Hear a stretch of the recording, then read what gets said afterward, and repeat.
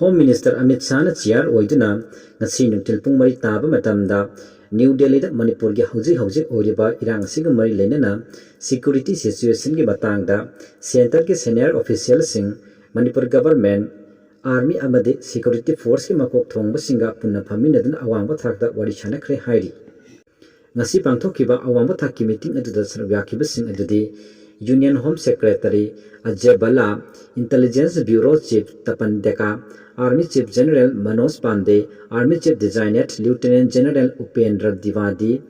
GOC 3 Corps HSS Sahi, Security Advisor to Manipur Kuldeep Singh, Manipur Chief Secretary Binit Joseph, Manipur DGP Rajiv Singh, Amasung Assam Rifles DG Pradeep Chandra Nayarni. Masi pangthokkiba awangba thaki meeting asida